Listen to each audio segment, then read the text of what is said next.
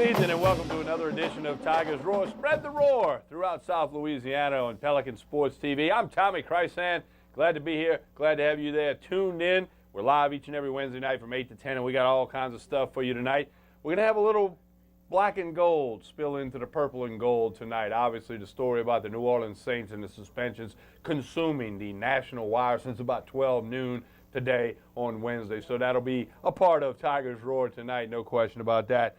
My co-host, Carter Bryant. Carter, how you doing tonight? Yeah, this is Tigers Roar. We are mainly LSU athletics, but the reason why this Saints case is so big is that it transcends Louisiana. This is one of the biggest cases in NFL history. Sean Peyton is the first to do something, except this is a first to do something bad. So we'll talk about if the suspension is worthy or not, and we'll break down every part of this. Yeah, and of course, we appreciate you folks. We got viewers in Baton Rouge, Lafayette, New Orleans, and obviously tons of Saints fans in all three of those markets, as well as South Louisiana.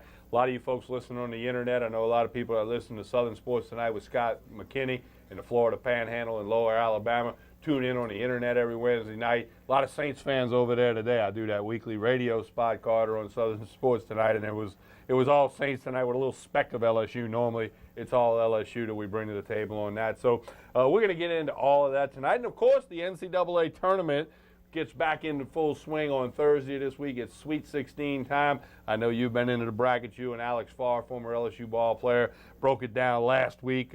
Tried to get Alex tonight. He's busy. Maybe we can get him back in next week when the Final Four is set. But I know you and I are going to mix it up on some hoops tonight, too. Oh, yeah, we will. And we'll talk about each one of these brackets and why I believe this West bottom half is a Final Four in and of itself, because you have Louisville, Marquette, Florida, Michigan State. All four of those teams have the talent to win the national title, but only one of which will have the great chance to go into the best city in the world, New Orleans, Louisiana, to play for it all.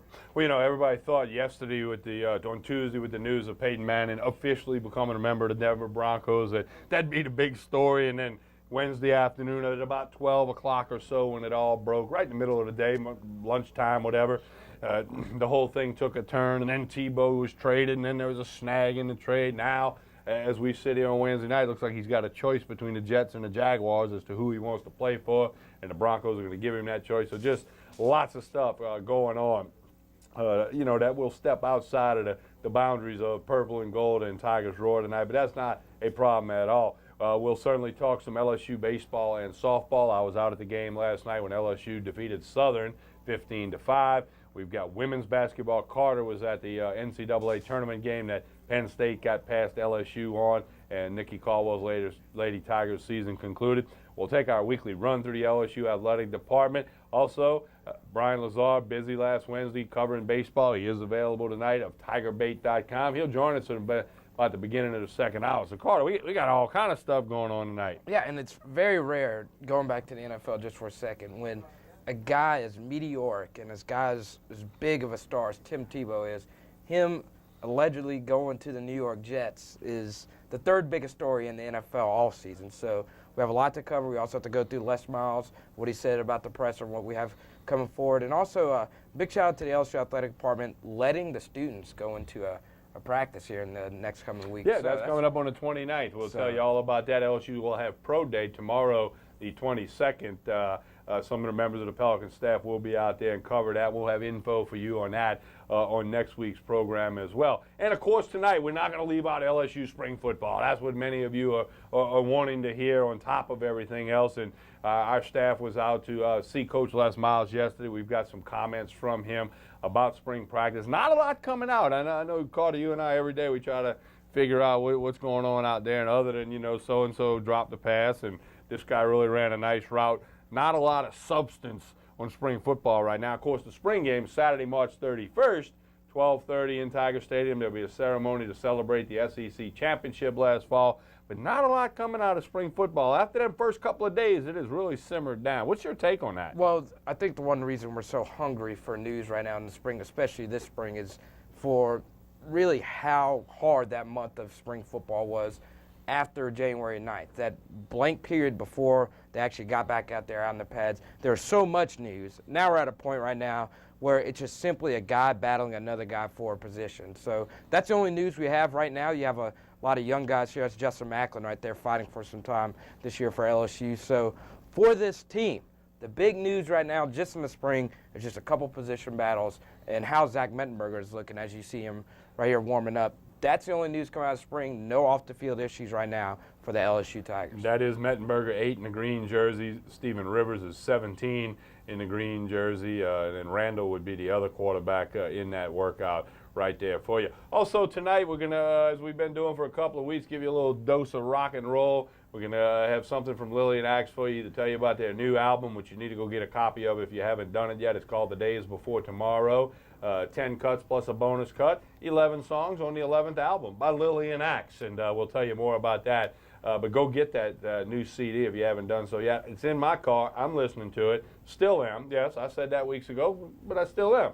So anyway, you need to go do that. So plenty going on tonight here on Tigers Roar. Remind you, we're live each and every Wednesday night. If you're catching this on a Thursday, Friday, or Saturday, you got a little replay going, rebroadcast, but that's cool. We don't mind it. We appreciate you watching when you can watch, and we always ask you to spread the roar. And don't forget, on Fridays at 5 p.m., our good friends at WHNO TV Channel 20 in New Orleans, they rebroadcast this program from 5 to 7 down in New Orleans, as well as a chance for the folks on the North Shore, Hammond, Ponchatoula, Covington, Mandeville, the whole North Shore area, Bayou Country, Mississippi Gulf Coast, your chance to watch Tigers Roar and get the very latest on LSU. And as is the case tonight, we'll sprinkle in some Saints, obviously, and some NFL news for you as well. And we always have a little dose of rock and roll music for you as well. Now, don't forget about Pelican Sports Radio. You can do that daily with us, Monday through Fridays from 3 to 4 p.m. on KKAY 1590 AM on your radio dial.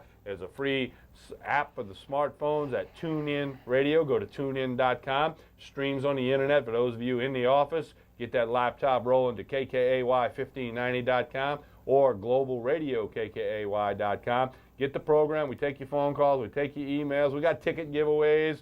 We're always letting you know what's going on. And do ask you to spread the word about the radio program Monday through Friday from 3 until 4 p.m. Again, on KKAY 1590 AM, Carter Bryant, me, Tommy Krysan, different guests, different days during the week. It is Monday through Friday. And we're part of an all-day sports lineup on KKAY 1590 AM. In the mornings, you get Jordy Hultberg, the former LSU round baller. I'm sure he's into the March Madness. Jordy Hultberg from 7 to 9 a.m. Chad Bluen from 9 to 11. And then Buddy Sanji, he keeps it spicy for you from 1 to 3. And then Pelican Sports Radio from 3 to 4. And it's all on KKAY 1590 AM. Again, spread the word about this, all the programs. Call them up, send the emails, be a part of it. We appreciate you helping us get the word out on that. And as always, a great way to keep up with everything happening on Pelican Broadcasting is the Facebook page. Facebook page is Pelican Broadcasting. You can get a friend request. The Twitter account is @Pelican Sports. We have a YouTube page where you can see a lot of the work done by the crew and staff here, youtube.com/Pelican Broadcasting. You can subscribe to that channel. And as always, you can send an email to pelicanbroadcasting@gmail.com. And we stream online at pelicansportstv.com and, of course, Pelican Sports TV, Baton Rouge, Lafayette, and New Orleans. So we kind of got it going on there, Carter. You're a big Twitter guy, a little bigger than me. And the Twitter account, again, is @Pelican Sports. Yeah, follow them. Follow me @Carter the Power. And I will give you a thing again, @Carter the Power. @Carter the Power. Check it out. And, I mean, it's important. That's the way sports news is received nowadays. I remember Pat Forty for Yahoo, great writer, said at first he wasn't ever going to use Twitter. And then a few months later, he treated it as it's now my morning newspaper when I wake up. So go there. You can check out everything that we do. Pat Forty actually went to 7 Sweet 16 schools in one day. So wow.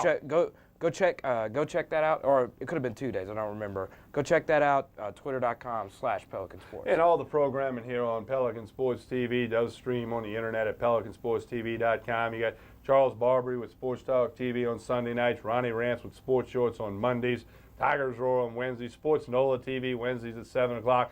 And, of course, Pelican, known for the hunting, fishing, and outdoors programming. Be sure to check it all out. And, again, our email address is pelicanbroadcasting@gmail.com. If you have any questions, comments, topics, want to address a question to someone on any of the programs here, we'll get it to the necessary people. pelicanbroadcasting@gmail.com. That is that address. Now, don't go anywhere, because when we come back, you're going to hear from Coach Les Miles, his very latest update on spring football practice for the LSU Tigers. With Carter Bryant, I'm Tommy Kreis, and this is Pelican Sports TV's Tigers Roar. Baton Rouge, Lafayette, and New Orleans. Stay with us.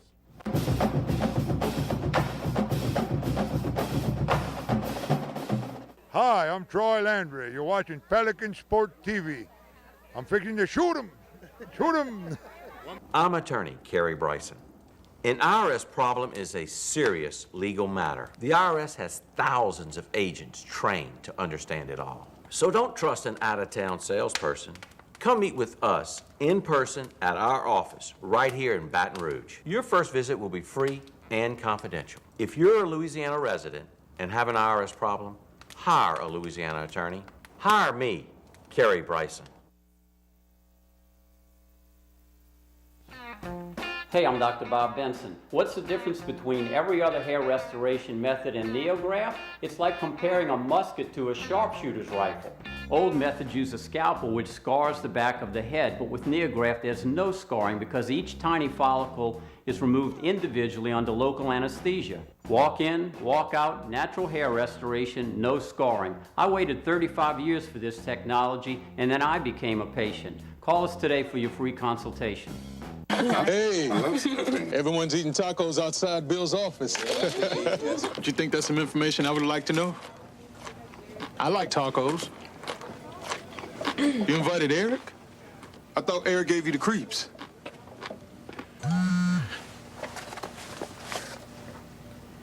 Oh. Yeah. Hey.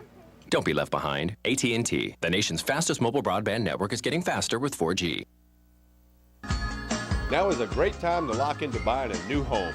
Come buy our decorated model home in Greystone of Prairieville.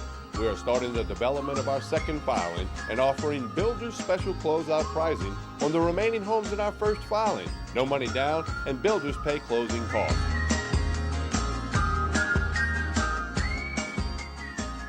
For more information, visit our website at greystoneofprairieville.com. Come home to Greystone.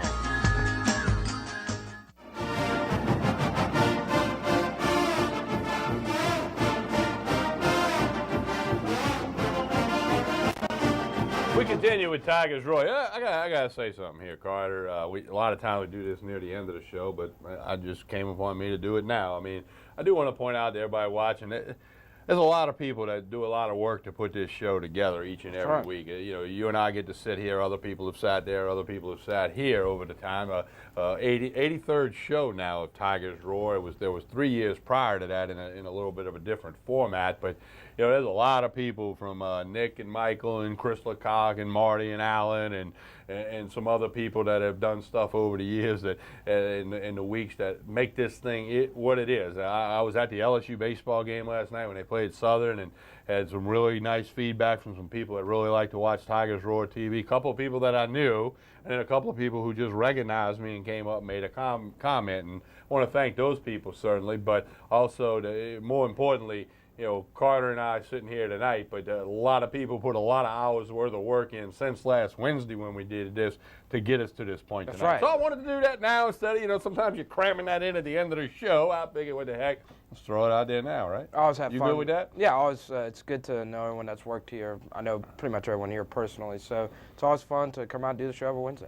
Yeah, and of course, the other thing, you see a lot of the works that you maybe don't see every week. Go to that YouTube page we were telling you about, youtube.com/Pelican Broadcasting. Many challenges by Carter with different outstanding student athletes out at LSU, stuff with Les Miles, stuff with Aaron Andrews, you know, different things, some high school stuff, tons of stuff there, so go check that out. Now, LSU spring football practice, a little more than halfway through. That's right. The 15 mandated practices by the NCAA. Again, the Tigers spring football game will be on Saturday, March 31st.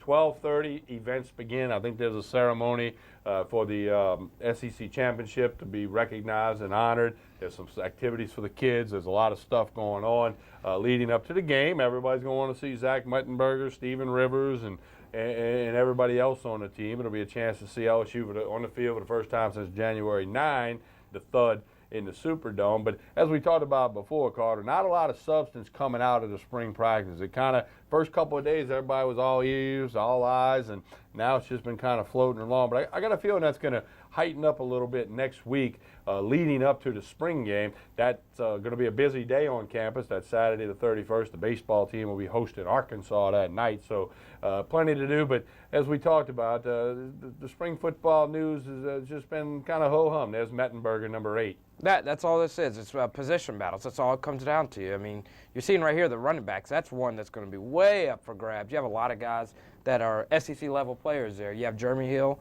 that came in. He's going to be a freshman, a first-year player that's looking to get some snaps. But you also have Alfred Blue, Michael Ford, Spencer Ware, Kenny Hilliard. You have all those guys. You have to sort out in the backfield who's going to get that many carries and why. And a lot of people are sleeping on this guy right here, Tyrann Mathieu, under new secondary coach Corey Raymond, as you see right here. I think one move, Tommy, that people are really allowing to go under the radar. Right now it seems like Craig Lawson is going to fill in for Brandon Taylor at that other safety spot along with Eric Reed. It looks like it's going to be Daryl Simon and Tyrann Mathieu at the starting cornerback positions. But the one time Tyrann Mathieu played safety against the Arkansas Razorbacks, he had arguably his best game. Of course, some of those plays were made on special teams against the Razorbacks, but he was really active at safety. So people don't need to count out Tyrann Mathieu possibly playing a safety role alongside Eric Reed, and then you have a guy, let's say Dwayne Thomas, a freshman, that I think can play right away at the SEC level. So the secondary, we have to find out some answers about what this talented group is going to do under Coach Raymond.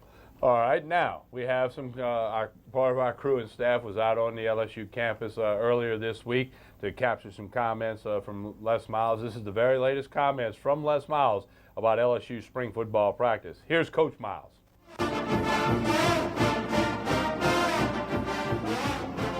Our team is improving. We're, I think the defense, I think the young secondary is coming. The second team guys, I think the two safeties inside are going to be, pretty good guys in Lawson and Reed. I don't know that we had as good a Saturday scrimmage defensively as we had in a Tuesday practice today. I think the defense is playing even better today. Offensively, I think our line it's veteran. It looks like it's veteran. I think our second line, there's some guys that are really coming. I think Elliot Porter's going to be a fine center prospect. I think Trey Turner is going to be a very, very fine guard prospect. I think Chris Davenport's getting better. I think there's a number of guys there that are really improving, and I think our football team is going to be better. And I enjoyed the scrimmage. It was we completed some balls. We ran the football well, and we tackled it. And we didn't move the football very well against the first defense, and that's where it's supposed to go. So that being said, I like our progress. I like the spring. I think there's a very, very competitive piece that's in play here. So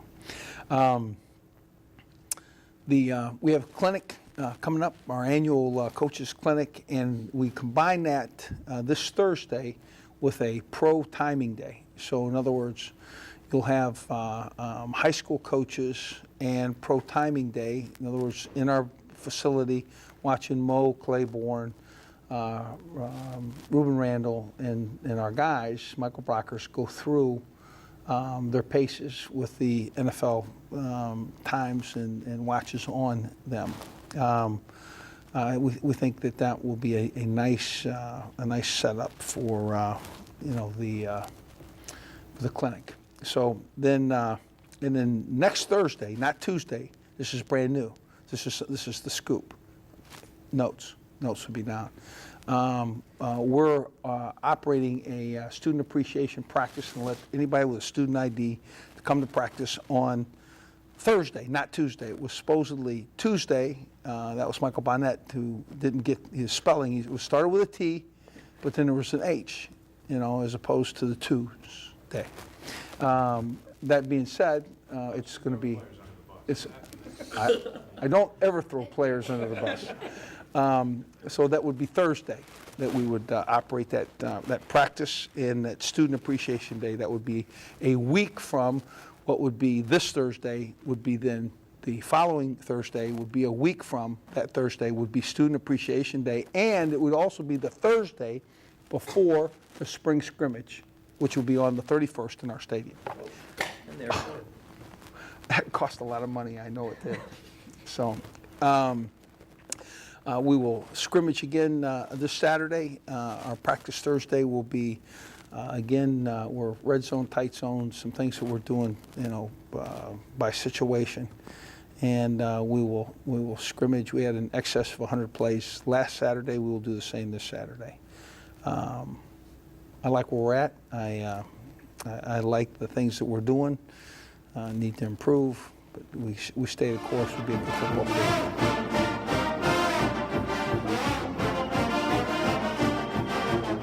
So if you got confused by Les Miles, the student appreciation practice for all of you students watching tonight and you have an ID, Thursday the 29th, we'll get the time for you next Wednesday, or you can go to lsusports.net and you can go to practice, student appreciation practice. I wonder who came up with that idea. I don't think it was Les Miles. Yeah, I don't think it was Les, and he doesn't seem too excited about the idea, but it's good.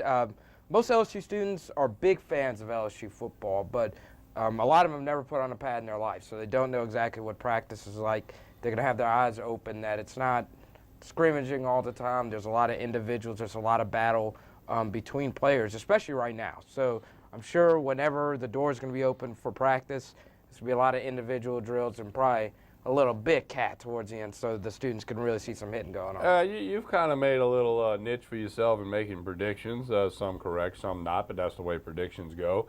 How many students you think will show up? 500, 1,000, 2,000? Give me a number, ballpark. I know I'm blindsiding you with the question, but give me a number.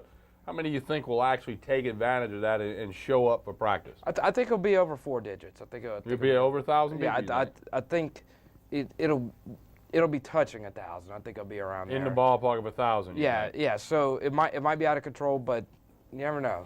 You never know. You would think that the spring game itself would have more people. Alabama gets 90,000 plus. LSU struggles to get 5. So we'll see how things work out. Well, and then when Coach Miles started his comment, he said they were improving. I don't think there's a coach in spring football at any college level who doesn't come up to the microphone, and he's not going to come up there and say, boy, we've really looked bad. We were better last week. We're dropping the ball. We can't throw it, we can't block, we can't tackle, we can't catch. They're not going to say that, so you have to keep that in mind, and most of you are fully aware of that.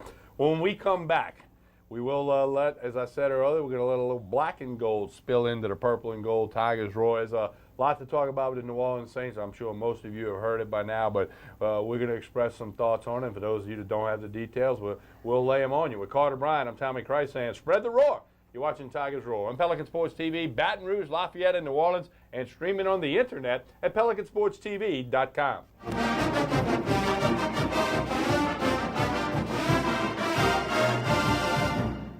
Hello, I'm Doug Thompson, and you're watching Pelican Sports TV.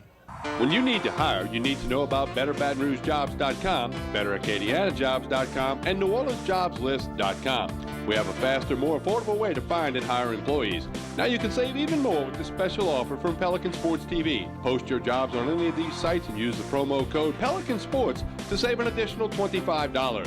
Find qualified applicants and save money too with promo code Pelican Sports. And remember, we're free for job seekers and great for Louisiana business. For the thirsty, for those who hang out in packs, for heroes, for sidekicks, for those who see the glass half empty, for those who see it half full, for those on the right, for those on the left, for those with nicknames, for those with curves, for people that cycle, for people that recycle, for BFFs, for frenemies, for those with style, for lovers, for families, for big families, for everyone. What did you do this week?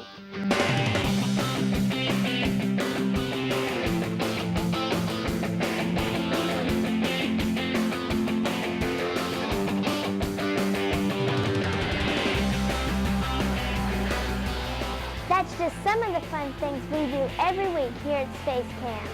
Get more information about our programs at spacecamp.com. I want you to come join our team. Attention all companies dealing with cash flow problems. Companies are going out of business every day. Bankruptcies are at an all-time high. Accounts receivable delinquencies are at the highest levels in decades. Let us help your business collect money owed to your business. NRH and Associates has the solutions. Let NRH and Associates utilize their innovative collection methods to get cash flow back into your business. Call 601-889-0501. That number again, 601-889-0501.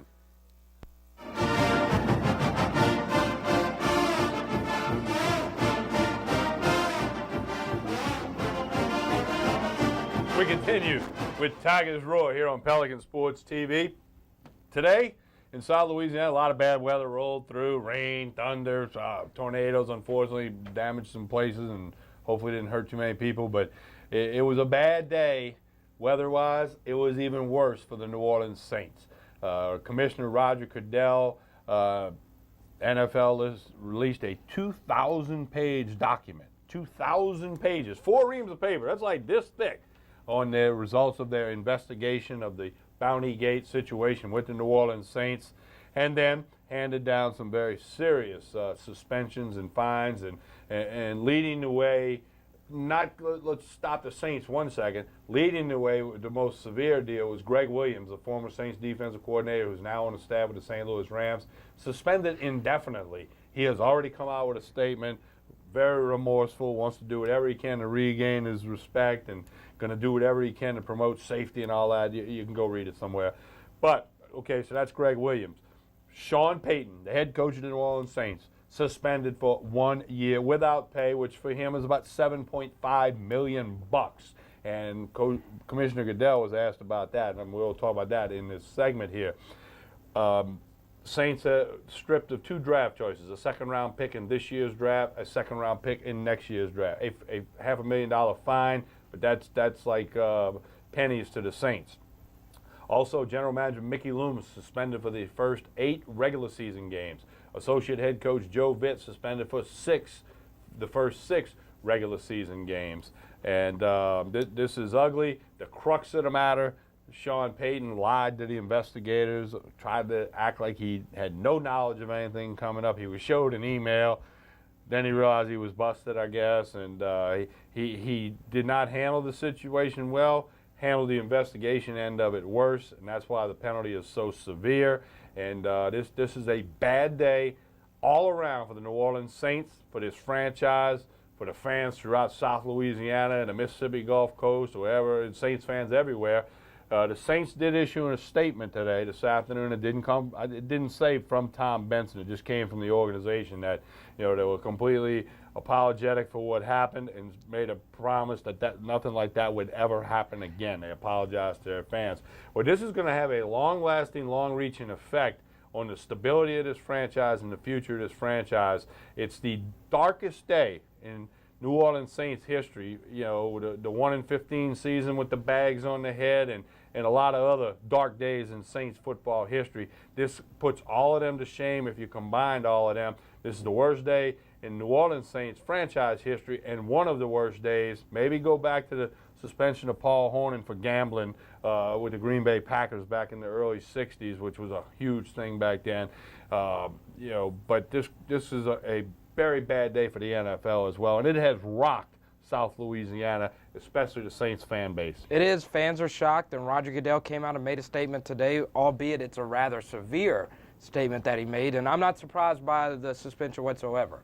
I think a year for something like this is something new, and Goodell, like he always wants to do, wants to be a transcendent figure in this situation by doing something that is extremely of the extremist of extreme suspensions.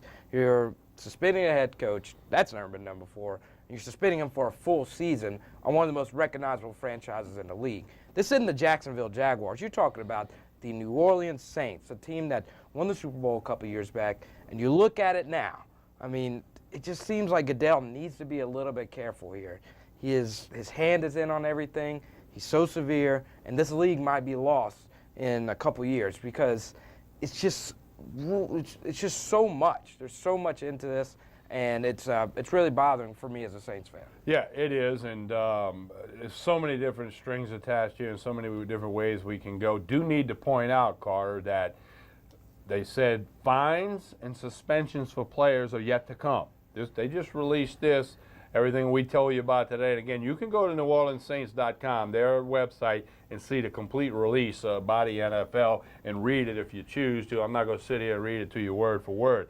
But it has been stated that player fines and suspensions are yet to come. I think Jonathan Vilma will have some type of suspension. Oh, he'll have to. There'll be other players that will. And again, this is going to have long-reaching effect on the Saints franchise and the NFL. It will eliminate any type of bonuses and rewards and bounty gate things, if you will. That the Saints weren't the only team to ever do this. I don't know that all 32 teams did it. I don't know the answer to that. But I know that the Saints aren't the only one. It's somewhere between there. It will eliminate all that effective immediately. Now, when I started to go, Carter, Sean Peyton suspended without pay. It's effective April 1, so he can actually work, do whatever between now and then, provided the Saints keep him around. That's yet a whole other story. But Commissioner Goodell was asked, you suspend Sean Peyton for a year, and that basically cost him $7.5 million. And Commissioner, isn't that like fining somebody $7.5 million bucks, And he said, well, look at it this way. He's the head coach of a team that we've got reason to believe they were trying to purposely hurt other players on other teams. If you hurt another player on another team and cut his career short, that may be more than $7.5 million to that player. Or a collection of a group of players who had that earning power, whoever it may have been. Aaron Rodgers, okay? There was a bounty on Aaron Rodgers. That's the one Vilma's involved in. If Aaron Rodgers is injured to the degree that he can never play again, who knows how much money that would have cost him? Way more than $7.5 million. So I thought that was a good point by the commissioner. I didn't think of it that way. You said you were a little surprised about you were not surprised about the amount of things that went down. I was surprised by the 1-year suspension to Peyton until I learned the fact that he lied and he tried to cover up, okay? When I heard that, then I'm good with what happened, okay? I can understand why it happened. But because remember a couple weeks ago, Carter, both Sean Payton and Mickey Loomis issued some joint statement that they're sorry this happened under their watch. They take responsibility. They won't make it happen again. Maybe that was their first step in trying to pacify the commissioner and soften the blow on this on the sanctions that were handed down. But so I think it is what it is. I don't think it's going to change. I've heard a lot of reaction nationwide from former coaches, former players, current coaches, current players, and pretty much everybody's singing the same tune. Now, we're going to have another whole day until we get to Pelican Sports Radio tomorrow at 3 o'clock to have more people digest what happened, and we're going to have another hot and active show on Pelican Sports Radio tomorrow at 3 o'clock on KKAY 1590 AM. But, Carter, again, I'm repeating myself, but this has rocked the New Orleans Saints franchise like it has never been rocked before, and it has rocked the NFL like it has never been rocked before. And now the next storyline is who's the guy that snitched for the Saints organization, and it is rumored out there led by former Buccaneers and future Hall of Famer Warren Sapp. He believes Jeremy Shockey is a snitch, according to one of his sources. Jeremy Shockey came out, spoke to Jeff Darlington of NFL.com, and he called that allegation BS, but he actually used the actual word. So you look at what Jeremy Shockey plays into this. Was he the one that snitched? Was it someone else with the new organization? To me, that doesn't matter, and Saints fans should not dwell on who was the one that snitched on the franchise. They should dwell on the penalty here, because this is a rather severe thing. You're severely trying to injure two future Hall of Famers, in my book, and Brett Favre and Kurt Warner going back to the 2009, and we don't know however many else players that they tried to do that to. So let's worry about the penalty instead of worried about who was the one that opened the can on this one. Carter, I'll repeat the line I used on radio today. I think who is the snitch and what is the snitch and why is the snitch is like 1/1000th of this story. It is. Okay, I mean it's barely showing up on the radar. It's not important. That can be dealt with. Not a lot of people are asking that question. Yeah, no, and I mean, again, it's beyond that, okay? It's way beyond that because, again, another crux of the matter is the Saints were told to stop doing this. NFL was aware that it was going on. They were told to stop doing it. They didn't stop it. Then they covered it up. Then they lied about it, weren't completely honest. Neither was Greg Williams nor Sean Payton when they were meeting with the investigators, whoever that was, whether it was internal NFL people or some contracted group. and that's what just compounded this problem. The most difficult thing about this whole thing is that there's still going to be issues after this that don't have to deal with Bountygate. What's going to happen to Drew Brees? I mean, he's got tagged last week. Obviously, that's not what the Saints want to do with him. You got to get a long-term deal done with your quarterback, because if you lose him, the franchise is lost completely. Also, if we're going to question Jeremy Shockey, we also have to hold everyone else on the team accountable on offense and on defense. You have to ask Drew Brees again, are you sure that you had no knowledge of this going on? You also have to ask some other offensive players. Ask Marcus Colson, who was around. Ask Jari Evans, who was around. Ask those guys as well. We must hold everybody who wore a black and gold jersey since 2009 accountable. Also, an interesting player for the Saints in this situation is free agent Tracy Porter. We all know and love him from his interception return against the Indianapolis Colts. You see him right there, actually. Where's he going to go? What's going to happen with him? He was meeting with the St. Louis Rams, and he's also going to meet with the Denver Broncos. But are any other teams going to want to touch him if there's a possible suspension in his near future? So let's look at the Saints. Let's see what goes on with some players out of this. The number one thing I want to get out to Saints fans, though, we can't just focus on the defensive players, and we can't just focus on the coaches and the office management that got suspended for the Saints.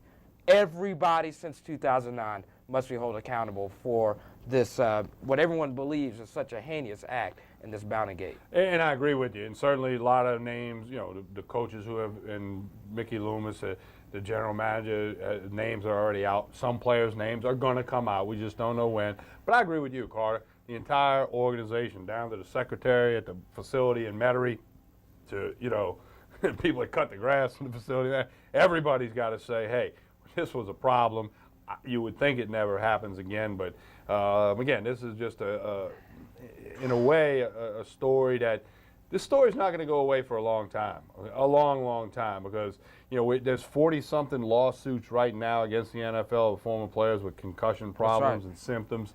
Now, it's not going to be long until one of the players who got injured in a game against the Saints in September in 09, the 10 or the 11 season, is going to come out and say, well, I want to file a class action suit against the Saints because they were trying to injure me. Here I am injured. It could be a run-of-the-mill player that's only losing league minimum salary, or somebody's going to file a suit. This thing is going to be a part of the landscape of the New Orleans Saints for years to come, if not decades to come, and that is very sad. I think one Twitter account that everyone should go read is Chris Cluey. He had a very, he's a punter in the NFL, and he brings up a great point. I mean, the ethics in this is crazy.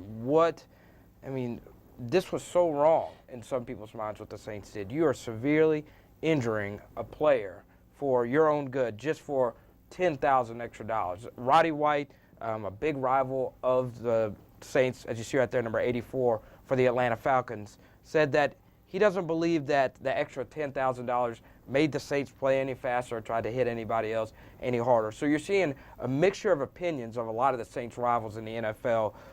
The only thing that matters, though, is these suspensions are going to happen and what's going to happen next for the Saints. I do believe that Pete Carmichael Jr., the offensive coordinator now for the Saints, will become the head coach of this football team. I know it's probably going to be between him and Steve Spagnuolo, the new defensive coordinator, but because Steve is a first-year guy, I would expect Pete to become the head coach, even though you'd rather Pete just worry about the offense like he has in years past. They need to figure that out. Pete Carmichael really needs to step up to the plate here for the Saints because they do have enough talent to win the NFC South this year. Well, and one other thing I'm going to point out to you, I've been on the field after an NFL football game, not a lot, but I have been. But to give you people some perspective, there's a little unwritten rule and there's a little something that goes on when the two teams meet after the game. You know, you always see some opponents, you know, they may have played college ball together. May have been at the combine together. They may have been at work, you know, at former the Senior teammates. Bowl. Teammates might have knew each other in college or whatever. You know, you always see a little chit-chat here and there, but there's the little unwritten rule. They always end the conversation with stay healthy. You know, like stay healthy. Because they all know they're making a lot of money.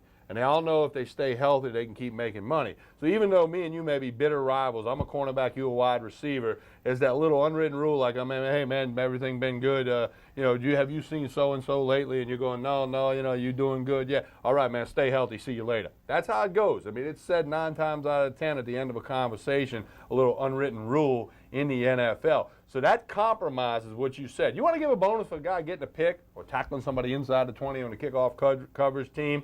That's a whole different world, and you're paying them to get knocked out of a game or carted off, doubling it in playoff time, and trying to injure a guy and directly affect his ability to make a living, which he's making a living playing football. So I needed to throw that perspective, that little, hey, you stay healthy thing that goes on that field after every NFL game, after almost every single little quick chit-chat meeting. That's right, and I think one thing really needs to get pointed out here, Tommy, is that what is the NFL right now? Is this a no-fun league where you're not really allowed to celebrate as much as you did in the end zone?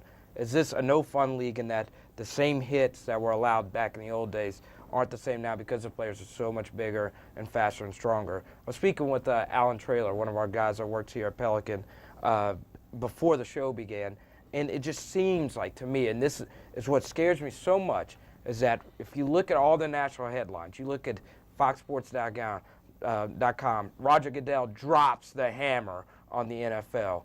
We're starting to treat Goodell as one of the most powerful figures in all of football and of all of sports, which he is. But does he have too much power? That's a question we have to ask ourselves, because this suspension is heavy. And I don't know how many people were in Goodell's ears, but I do know most of the people that were in Goodell's ears about the suspension have never put on a pad in his life. So we'll have to see what's going to go forward. If the other 31 NFL franchises, I bet you right now, Tommy, that everyone in the front office is trying to clean out any bounty stories, trying to clean up their image as well. They're looking through their emails. Yeah, seeing if their head coach gets suspended for a year. That was part of what Tom Benson gave the NFL complete authority to come in and take everything off of every computer in the facility, and there were emails that validated the investigation, and including one that got shown to Sean Peyton, and then he realized, okay, they got more info than I thought they had. So, anyway, but you're right. There's a lot of cleaning up going on. A couple other NFL notes for you. Major story, he's a native of New Orleans. We got a lot of New Orleans viewers. Went to Newman High School down there before heading off to Tennessee. Peyton Manning officially became a Denver Bronco this week, and after 14 years in Indianapolis, he immediately, in the eyes of the Vegas odds makers, made Denver a better football team. Still remains to be seen just what will Peyton Manning do.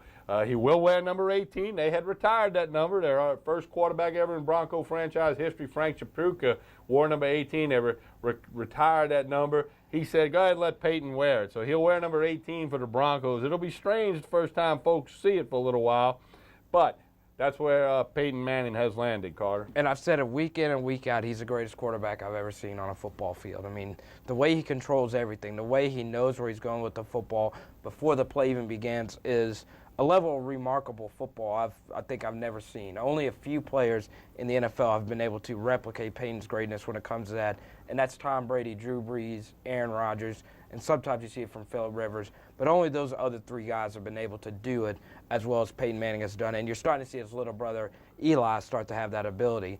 Peyton Manning means everything to an offense, and needless to say, if he's healthy, he's immediately going to increase the passing attack for the Denver Broncos offense. I think Eric Decker and Demaryius Thomas are both receivers that are better than what people think for the Denver Broncos.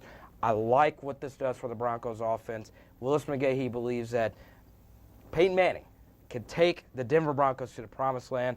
I'm not going to go that far, but Tommy, they are playing in a weak division. And you look at Tim Tebow, John Elway believes that you need a pocket quarterback. The last 8 or 9 Super Bowl champions have been pure pocket quarterbacks. You need one of those guys to take it to the next level and hoist the Lombardi Trophy. And I go back to that quote that John Elway said. I want to make Peyton Manning the greatest quarterback of all time. What a better way to introduce number 18 to the Orange and Navy. Well, and I'll tell you another little thing, too. They're already selling Peyton Manning jerseys, but there's a collector's item issue at hand. The Reebok has had the NFL uniform contract forever. They no longer have it. Nike has it, and every team's getting all new uniforms on April 1st. Nike won't let anything be seen or unveiled until April 1. But right now, NFL itself is selling Peyton Manning Denver Bronco jerseys, but they're not made by Reebok, they're not made by Nike. There's probably just an NFL label on it. So a lot of those are going to get sold, and those are going to end up being collector's items because it's not going to look like whatever Nike's going to come up with on April 1. And there's a lot of anticipation on April 1 so what we've seen what Nike has done with a lot of the college football uniforms, college basketball uniforms as well. And I don't think it's going to get as wild and crazy and bizarre as some of that. I think the NFL is going to keep it a little more prim and proper. But that's a little uniform story for you as well. Also, on the heels of Peyton Manning becoming a Denver Bronco, Tebow mania strikes again. Going to be traded to the Jets. Then there's a snag, some contract language that wasn't fully read. Now, latest I heard, late Wednesday evening, was Tebow was going to have his choice of the Jacksonville Jaguars or the New York Jets. That has become a crazy story as well. That's right, and if he goes to Jacksonville, he more than likely is going to play more snaps than if he went to New York, because one thing Tim Tebow will do, as you see with this run, he will put you in the seats. He'll make you watch every last second because you don't know if a disaster is about to happen or if a crazy comeback is going to happen. With Tim Tebow as your quarterback, you always have a chance, and you also get one of the more great humanitarian guys we've ever seen in the history of sports, and he's still a young player in this league. So Tim Tebow, I believe he helps any NFL offense. He's a proven winner in the NFL, and though people don't believe he can win you a Super Bowl, I never bet against the guy. So you look at New York with Mark Sanchez, what do you have to gain? Mark Sanchez, he's won a lot of playoff games, especially on the road, but what he did last season was really appalling. He allowed Tim Tebow on national TV to outplay him, to allow the Denver Broncos to come back and win that game.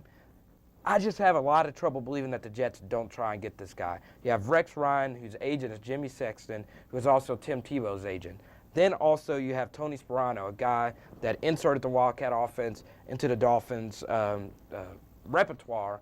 I think Tony Sparano, not necessarily going to make Tim Tebow a Wildcat quarterback, but he is always interested in trying to find a new guy for a new package. I see Tim Tebow in New York, the Big Apple, even though it's going to be one of the biggest media frenzies we might ever see. We got more Tigers Roar coming up for you. Stay with us. We're here live each and every Wednesday night from 8 until 10 p.m., streaming on the internet at PelicanSportsTV.com for your friends and family and sports fans all over the world, obviously outside of South Louisiana. Carter Bryant, he's on my left. I'm Tommy Krysan, and you're tuned to Tigers Roar on Pelican Sports TV, Baton Rouge, Lafayette, and New Orleans, and as I said, on the internet at PelicanSportsTV.com.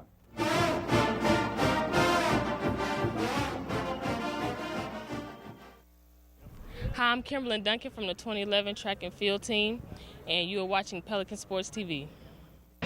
Hey, where you can expect to find the best pre-owns right here at North American Auto on Airline in Gonzales. Folks, every car comes with a warranty. Cars, trucks, SUVs, you name it, we got it. Get pre-approved, brcarcredit.com. Folks, don't you leave till you see me. One of the key attributes that really puts Papa John's Pizza over the top is our meats. Nobody does what Papa John's does. For just $11, get our new double-layered premium pepperoni pizza, loaded with a layer of our signature pepperoni, plus a layer of oversized deli-style pepperoni. Just $11 for a large. Plus, get double points all weekend long and earn free pizza fast with Papa Rewards, only at papajohns.com. Sign up now. Better ingredients, better pizza, Papa John's. I'm attorney Kerry Bryson. An IRS problem is a serious legal matter. The IRS has thousands of agents trained to understand it all. So don't trust an out-of-town salesperson.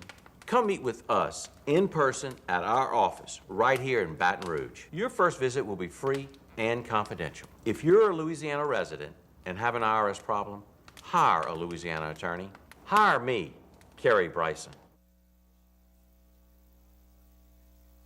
When you need to hire, you need to know about BetterBatonRougeJobs.com, BetterAcadianaJobs.com, and NewOrleansJobsList.com. We have a faster, more affordable way to find and hire employees. Now you can save even more with the special offer from Pelican Sports TV. Post your jobs on any of these sites and use the promo code Pelican Sports to save an additional $25. Find qualified applicants and save money too with promo code Pelican Sports. And remember, we're free for job seekers and great for Louisiana business. Hey, you expecting a refund and want a new car? Come to North American Automotive Group on Airline. We make it easy. Bring your W-2, file your taxes, use it towards your down payment, and drive home today. North American Auto on Airline.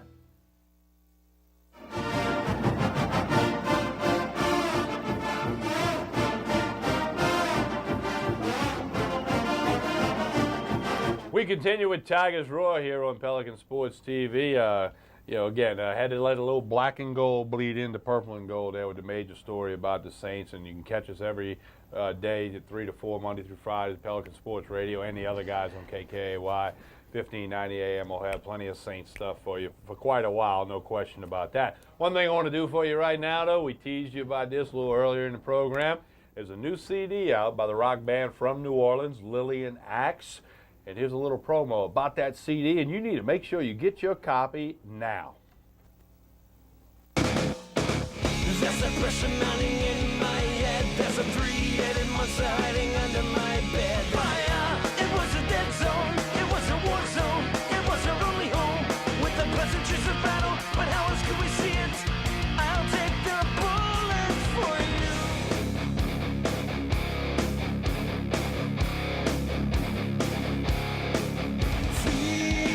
Feeling cold as the days disappear.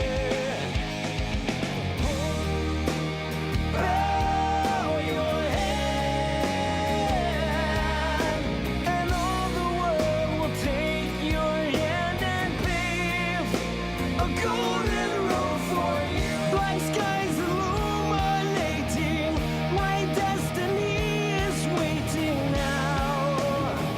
Death comes tomorrow. That is LillianAxe.com, AXE on the Axe, and of course they're on Facebook as well. They're always putting stuff out there as well. Lillian Axe, you need to go get that. Carter, let's talk a little LSU softball first. Lady Tigers played a game against Georgia Tech on Tuesday this week, beating the Wednesday weather. Like baseball, they moved the game by a day wisely because of the weather. First-year coach Beth Torina's softball team now 20-8 overall. They are 4-1 in conference play as they swept Mississippi State last weekend.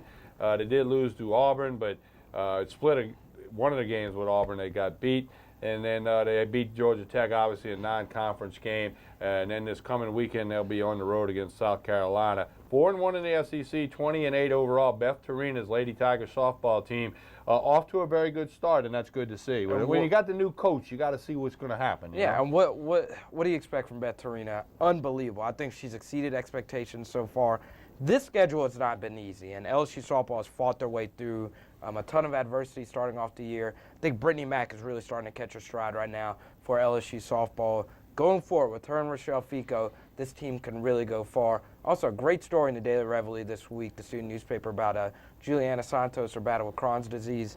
She's starting to pick it up for LSU offensively. The bats are starting to come through and starting to get enough offense in order to win. Now, if these bats can really start to exceed their expectations, which was a weak point for this team before the year began, Tommy, if they can do that, this team could really make some noise in the postseason this year. Yeah, so anyway, we encourage you to get out to Tiger Park when next time the Lady Tiger softball team's at home and check them out. It's interesting, and they're playing a great brand of softball. It'll entertain you. Go to lsusports.net. Softball, you can get all that information right there as well.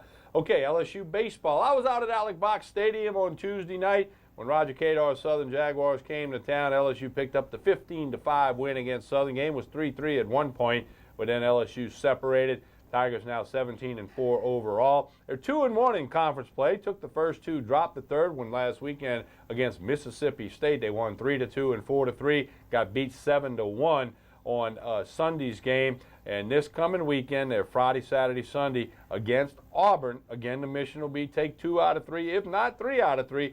Carter, even though this team is ranked and they're 17-4 overall, 2-1 in the SEC, you get some highlights of the action against Mississippi State this past weekend. There's still some question marks about this team. Nobody's really sold, other than on the starting pitching, that this team's going to be there at the end. But when they're 17-4, it's hard to knock them. Yeah, I've never seen a 17-4 baseball team under this much scrutiny, and that's because LSU baseball's been mediocre, and there has been a decline into the SEC season over the past few seasons, and LSU fans have good reason to be skeptical. I like what Chris Scambria, this guy up to bat right now, is doing for this team. Added some speed into this lineup, so let's see what LSU can do against some real competition. Auburn, once again, not an elite SEC team, so I think it's a must for LSU this weekend to get 2 out of 3, even though it is so early in the season. Going forward for this team, can they keep getting hitting out of the middle of the lineup? They were able to get enough and get some tough wins over Mississippi State over this past weekend. But going forward, this is unlike the softball team. They've had a really relatively easy schedule so far. When things really begin to pick up in SEC play, and until they do, we'll really see how good the team in purple and gold for Palminieri actually is. Well, like I said, I was at the ball game. It was a 5 o'clock start. There was pending bad weather, not a big crowd. Southern Jaguars were in town. By the way, the ULL Raging Cajuns, you folks in Lafayette, they're coming into Baton Rouge next Wednesday, 1 week from tonight, obviously for a midweek contest, a non-conference game against LSU. Tony Robichaux's ULL Raging Cajuns. But even last night at the ballpark, Carter, I mean, you got that feeling that, you know, when Southern came back, made it 3-3, a couple of errors by Hanover, and, you know, a few little breaks for the Tigers, and they got a lot of hits and all, but, you know, Southern was going to save their weekend arms like all teams do in the middle of the week, and you would think the Tigers would get some hits. But as you say, Auburn's not any great shakes, nothing to write home about, but they will be at home. And Auburn, you know, they're going to put up a battle. There's no question about it. And Palminieri's Tigers, you know, they're feeling pressure. Like you said, Carter, team 17-4. You wouldn't think they're feeling pressure. And they are 2-1 in the SEC, but there's a lot left. There's still 27 SEC games, weather permitting, on the tilt, with including the 3 this weekend against the Auburn Tigers out on the plains. I think one thing people need to remember about SEC baseball is that any team, under any circumstance, could come out and all of a sudden be playing the best baseball in the conference, because right now the best team in America is the Kentucky Wildcats. They came out and they swept South Carolina, the 2-time defending champions. You never know. I mean, no one expecting Kentucky to be up there with South Carolina, Florida. And you also look at the Arkansas Razorbacks this past weekend. They have a rather easy sweep of Alabama. So this conference is deep, and Auburn can come out and play the best baseball of the season because it is SEC play, and you are going to get the best. LSU needs to keep the pace, keep this top 10 ranking, and we'll see if they can put themselves in a position to actually make a postseason run. Because we've argued about this at Pelican Sports a couple times.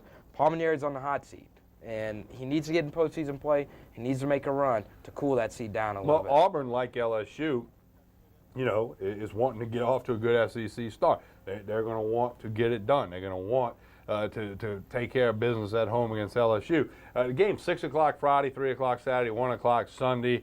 I know I'll be tuning in on the LSU Sports Radio Network, getting my updates or listening to the call to see what's going to happen. I think, crazy as this might be, odd as it may be to say this early on, but it's a pivotal series for LSU, because this could springboard them into a lot of good stuff, or it could tailspin them into some bad stuff. Yet, as I pointed out, there's still a bunch of games to go, long way to go. And if people remember this, where this team fell apart was against the Florida Gators last year, and when Matty Ott blew that save in that one game, and it didn't seem like LSU was the same team after that, after their hot start, when they swept Cal State Fullerton, and they went into Florida, they were controlling that game. They blew the lead in that one, they ended up getting swept in the series.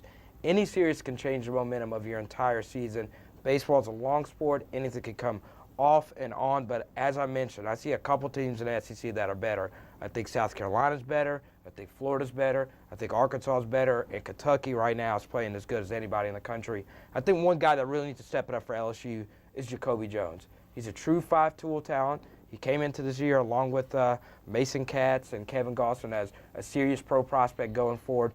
Jacoby Jones has got to pick it up because he's one of those guys that can do it all. Like I said, a 5-tool player, and when he gets on the base paths, things can get dangerous because he is a speedy base runner.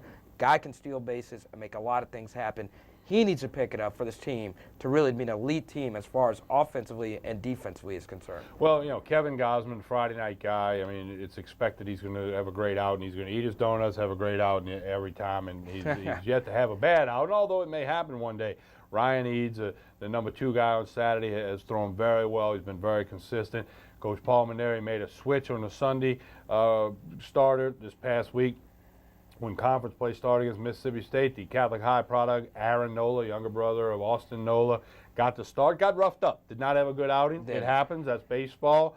So he's going to be looking to bounce back very strong in the Sunday game against Auburn as well. And you know, it was one of those, I told a friend when he was getting roughed up, I was listening on the radio, I was like, welcome to SEC baseball. That's it. You know, That's a true when you're a freshman, you things like that happen. Baseball guys just have a way of doing that. You serve up that long bomb, or you get tattooed for 5 runs in an inning like he did against Mississippi State. It's that welcome to college baseball, or in this case, welcome to the SEC baseball, because he's had a couple of good outings in some midweek games before. But as we know, when you get into SEC play, the caliber kicks it up a few notches. I love what Aaron Nola brings to the hill, and in his other starts, albeit weaker competition, he came up big for LSU, one of those being an 8-inning gem against McNeese, I believe. Going forward for Aaron Nola, keep your confidence high. This is SEC baseball. Things are going to get rocky.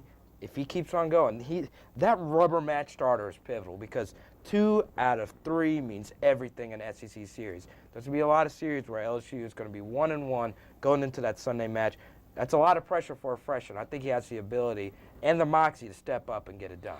That's going to about knock down hour number 1 for you, but the good thing is we got a whole another hour of Tigers Roar for you. When we come back, we'll speak to Brian Lazar of TigerBait.com, get his latest on LSU spring football, recruiting. We'll let Brian even have a take on the New Orleans Saints as well. But as we roll you to break, we got a special treat for you. Debbie Traylor, a member of the Louisiana Music Hall of Fame. She's going to sing you right into the next break. Enjoy Debbie Traylor.